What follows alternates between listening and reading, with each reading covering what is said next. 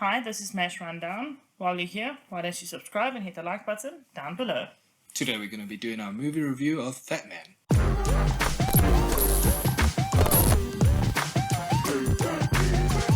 Fatman is a 2020 American dark comedy action film written and directed by Eshom Nelms and Ian Nelms.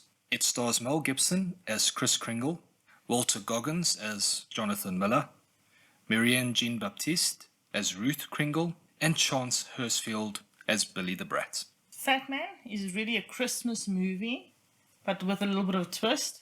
Mel Gibson plays Santa, and he's having a really hard time, like everyone else is, with finances at the moment.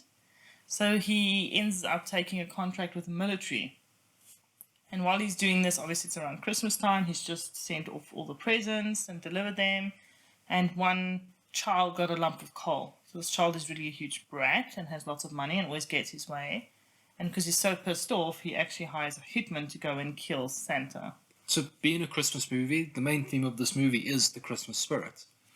Kris Kringle, Mel Gibson, he's lost his Christmas spirit. He's kind of just going through the motions at this point. And through the movie, he reconnects with that Christmas spirit, why he does what he does, why he brings joy to people. And no small part, it's down to his wife and how she helps him get that Christmas spirit again. I think that was a very nice thing in the movie, is the relationship between the two and how she helps him regain the essence of why he started being Santa. Yes. It's a very different, interesting take on Santa Claus as a almost hard-working American factory owner as opposed to the jolly guy that lives at the North Pole. Yeah.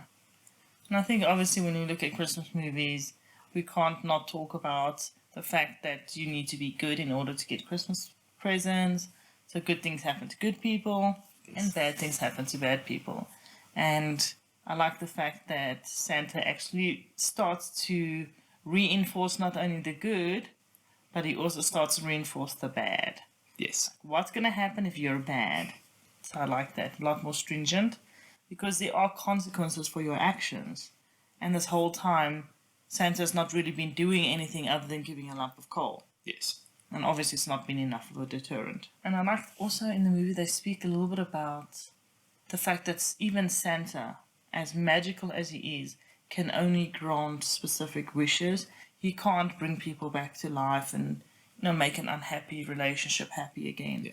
So even though a child may wish for these things, Santa might end up not giving them anything at all because it's outside of his power. So the good. It's weird to say, but Mel Gibson as Santa Claus really worked for me. He was brilliant in this role.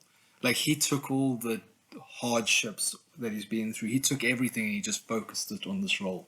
And it was a good Santa Claus. Like, I enjoyed it so much. Such a difficult concept to put onto the screen.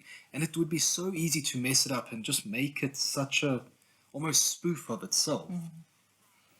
But it didn't. It actually executed this weird concept so well, and it worked, and it was enjoyable. Yeah. I really liked the bad guy. Walton Goggins did an amazing job. He really fitted what I would imagine a disgruntled grown-up would be. I especially liked certain scenes, like on the road trip, there's a montage. Yeah. That was very cute, and I love the fact that they gave this hardcore killer a hamster. So it's like one redeeming characteristic in him, and you actually cared about him. Well, I did at least, because they just made him very interesting. They gave him good character development. They gave him a nice history. I must say, there were 4 or 5 characters in this movie. There wasn't a lot of people acting in this, and every single one of them got their time, got screen time, got backstory, we got a lot on everybody, which was nice. As I said earlier, I really did like the relationship between Mrs. Santa and Mr. Santa. It was very enduring and sweet, and it's nice to see good relationships portrayed in the media. And I also liked the relationship with the elves, because they were very much part of the family. And at one stage, you think the soldiers who are protecting the elves, more like protecting the equipment and stuff that Santa's making for the government, you think the soldiers don't care. Yes. They're just there. They don't care about the owls. They don't care about anything. But actually, you find out that the soldiers are very nice, and one in particular, the head guy, really cares about the owls because he gets to understand them. Yes. Because there's quite a few scenes where he's trying to figure out, what makes them tick. How do they work so hard? How can they eat all that sweet stuff?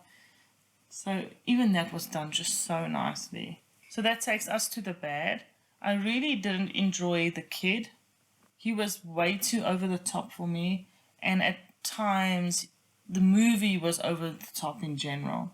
But with the kid especially, it was just like, what 12-year-old would do something like that? Yeah. He was really not an enduring character.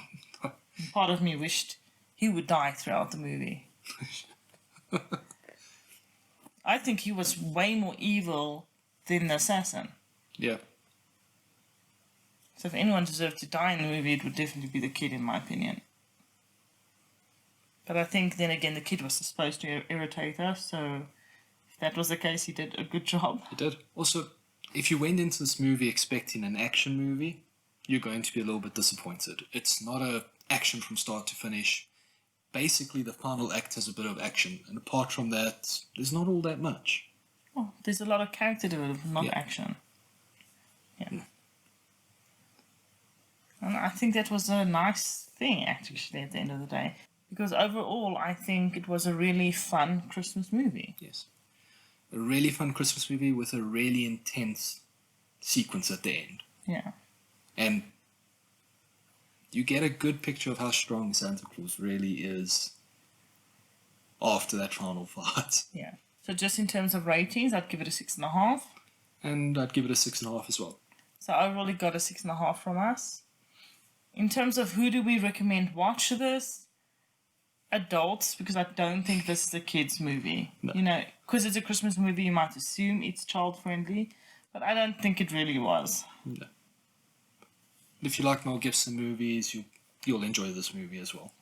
Yeah. And let's be honest, even though Mel Gibson may be a bit out there in his home life, he really acts well. Yeah. I mean, he's good at his job. Yes. So let us know in the comments down below, what's your favorite holiday movie? Bye. Later.